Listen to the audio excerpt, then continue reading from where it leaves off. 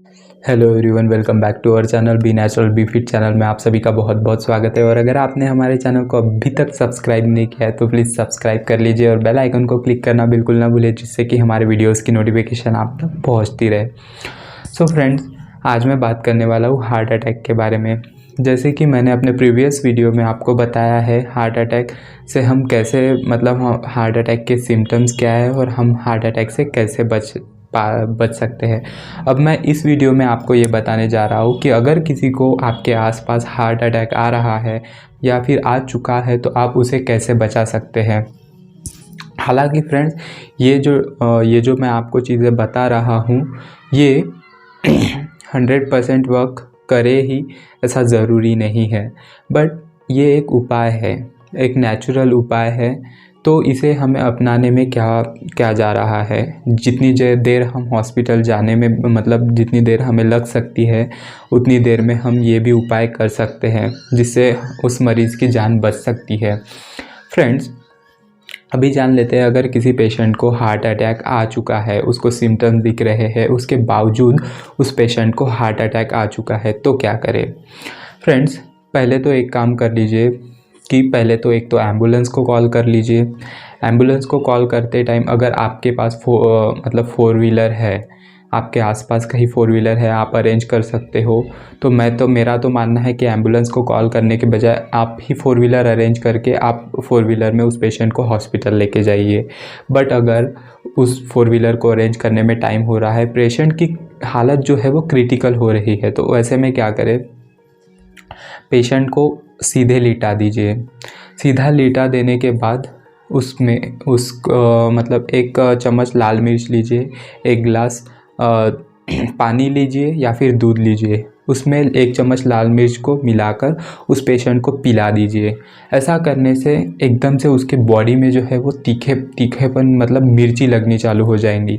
इस मिर्ची लगने के वजह से जो होता है फ्रेंड्स, हमारा जो हार्ट है वो एकदम से ज़्यादा काम करने लगता है, जिससे कि ब्लड क्लॉटेज या ब्लड ब्लॉकेज वगैरह है वो कुछ टाइम के लिए या फिर हो सकता है कि परमानेंटली खुल सकता है।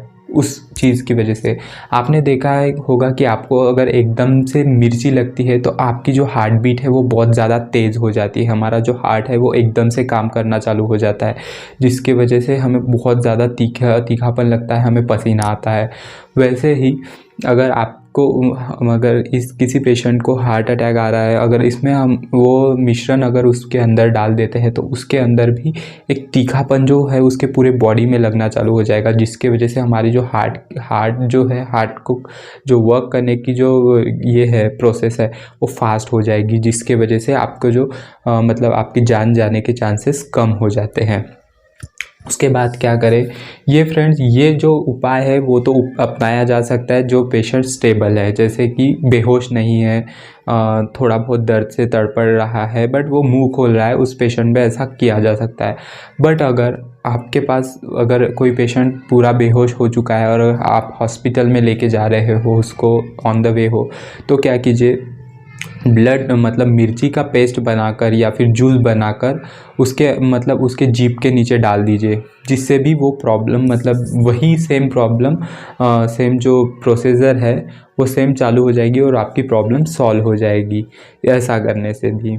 और अगर आपके घर में एस्प्रिन की गोली है, एस्प्रिन फ्रेंड्स एक पेन किलर के तरह भी काम करता है। अगर आपके घर में एस्प्रिन की गोली है तो फिर क्या कीजिए, आधी गोली को तोड़ के आधी गोली उस पेशेंट को पिला दीजिए और आधी गोली उसके टंग के नीचे रखिए, यानी कि इस जीभ के इस एरिया में रख दीजिए, जिससे कि क्या होगा, उस पेशेंट को वो जो टैबलेट है वो क्या काम करेगी, उस पेशेंट के जो ब्लड में जो क्लॉटेज बन रहे हैं उसको रिमूव करने का काम करेगी, प्लस उस पेशेंट को पेन से भी रिलीफ मिलेगी। फ्रेंड्स, अब जान लेते हैं कि अगर आप किसी रूरल एरिया में हो, जैसे कि मैं एक गांव में रहता हूँ, जैसे कि हम एक रूरल एरिया में रहते हैं, तो मेरे साइड के ज़्यादातर लोग क्या एक चीज़ करते हैं पता है, वो एक छोटे हॉस्पिटल में जाते हैं, एक जनरल फिजिशियन के पास जाते हैं, जिससे कि टाइम का बहुत ज़्यादा वेस्ट हो जाता है। मान लीजिए आप अगर जनरल फिजिशियन के पास चले गए, उसके पास जाकर उस डॉक्टर के पास, डॉक्टर्स तो हर कोई सेम ही होता है, बट प्रॉब्लम क्या होती है ना फ्रेंड्स, जो कि मेडिसिन्स है, जो कि इंस्ट्रूमेंट्स है, उस टाइम उस डॉक्टर के पास अवेलेबल रहे ये ज़रूरी नहीं है। इसके वजह से आपकी जान जा सकती है। जान क्यों जा सकती है? क्योंकि अगर आप उस फिजिशियन के पास गए हो, जनरल फिजिशियन के पास गए हो, वो आपको सजेस्ट करेगा बड़े हॉस्पिटल में जाने के लिए, क्योंकि उसको पता चल जाएगा कि ये हार्ट अटैक है। अब वो सजेस्ट करेगा आपको किसी बड़े हॉस्पिटल के लिए, रेकमेंड करेगा। इनको बोलेगा कि, वो नहीं बोलते हैं कि डॉक्टर्स लोग, इनको बहुत मतलब ज़्यादा प्रॉब्लम है, इनको आप बड़े हॉस्पिटल में शिफ्ट कीजिए, और अगर आपके पास पैसे नहीं है तो गवर्नमेंट हॉस्पिटल में शिफ्ट कीजिए।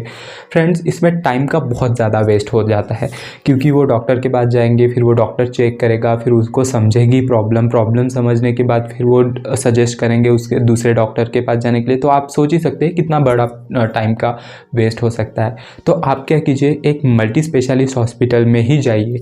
अगर आपको दिख रहा है कि पेशेंट स्टेबल नहीं है, पेशेंट को ज़्यादा प्रॉब्लम हो रही है, तो मल्टी स्पेशलिस्ट हॉस्पिटल जाने का ये फ़ायदा होता है कि वहाँ पर जो है प्रॉपर मेडिसिन भी हमें अवेलेबल रहती है, प्लस प्रॉपर डॉक्टर भी हमें अवेलेबल रहता है।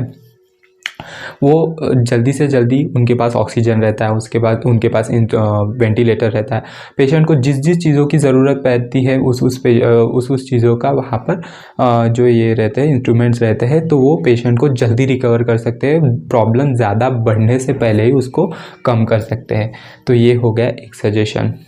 प्लस फ्रेंड्स, ज़्यादातर बहुत सारे गरीब लोग, जैसे कि मिडिल क्लास जो लोग होते हैं, वो क्या करते हैं, मान लीजिए गवर्नमेंट हॉस्पिटल बहुत दूर में है, हार्ट अटैक के पेशेंट को जल्दी से जल्दी हॉस्पिटल लेके जाना बहुत ज़रूरी है, गवर्नमेंट हॉस्पिटल बहुत दूर है, और हम अभी प्राइवेट हॉस्पिटल में जाना मतलब हम नहीं जाना चाहते, हमारे पास पैसे नहीं है। ज़्यादातर मिडिल क्लास लोग या फिर गरीब लोग जिनके पास बेचारों के पास पैसे नहीं होते हैं, वो स्विच नहीं कर पाते हैं प्राइवेट हॉस्पिटल में। उनको लगता है कि पैसे बहुत ज़्यादा लगेंगे, हमारे पास पैसे नहीं है, अब क्या करें।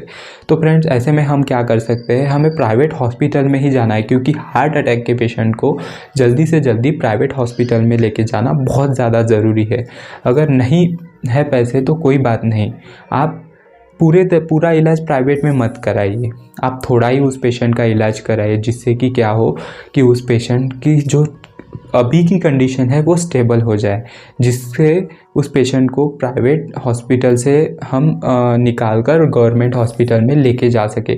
जैसे कि उस पेशेंट को अभी हॉस्पिटल की बहुत ज़्यादा ज़रूरत है।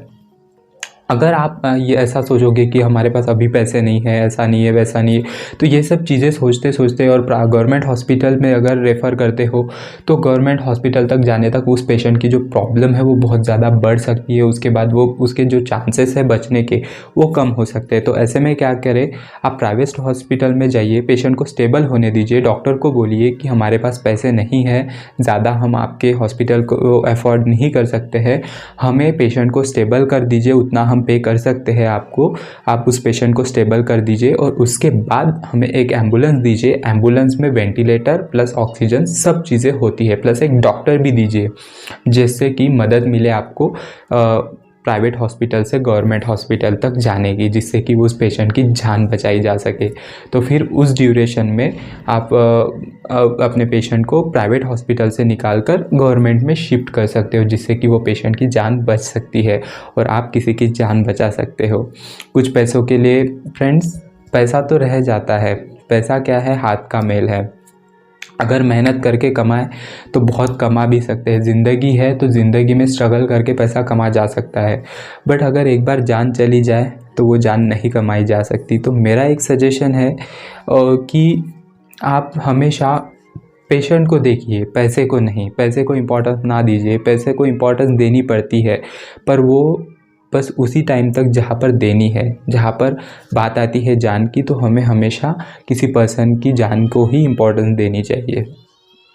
तो ये सब आप अगर आपके भी घर में या आपके आजू बाजू या रिलेटिव्स में ऐसी अगर प्रॉब्लम आ रही है तो आप इस वीडियो को उन्हें दिखाकर या फिर इस वीडियो से आप उनको एक सजेशन दे सकते हो कि आप ऐसा ऐसा कर सकते हैं। और अगर आप भी मतलब ऐसा होता है ना फ्रेंड्स कि हम ही ऐसा है, जिस पेशेंट को हार्ट अटैक आता है वो तो पेशेंट अनस्टेबल हो जाता है, या फिर कोई पेशेंट स्टेबल भी रहते हैं बट वो डॉक्टर्स की निगरानी में रहते हैं, तो उनको तो उतनी ही प्रॉब्लम होती है बट उनके रिलेटिव्स को भी बहुत ज़्यादा प्रॉब्लम होती है। ऐसे में हमें भी बहुत संयम से काम लेना चाहिए, हमें भी एक हिम्मत बनाकर रखनी चाहिए। ऐसे कि हमारे जैसे कि अभी हमने देखा कि कोविड आया था, जिन्होंने हिम्मत हार ली, जिन्होंने अपने मतलब पेशेंट से काम नहीं लिया, जिन्होंने हिम्मत हार ली वो लोग जल्दी से चले गए दुनिया छोड़ के। बट जिन्होंने हिम्मत रखी और हिम्मत के साथ डट कर मुकाबला किया कोविड से, तो हमने कोविड को भी हरा चुके हैं।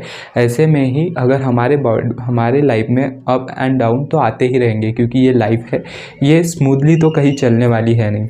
बट अप डाउन में भी हमें बहुत ही ज़्यादा कामिंग रहना है, बहुत ही ज़्यादा स्टेबल रहना है, जिससे हम अपने परेशानियों को मतलब एकजुट होकर रहना है। और हमें परिवार को भी संभालना है और उस पेशेंट को भी संभालना है। पेशेंट को साथ ही मोटिवेट ज़्यादा करना है कि आपको ठीक नहीं, मतलब आप ठीक हो जाओगे, आपको कुछ नहीं हुआ है, आप सब ठीक हो जाओगे, डॉक्टर ने बोला है कि आप ठीक हो जाओगे।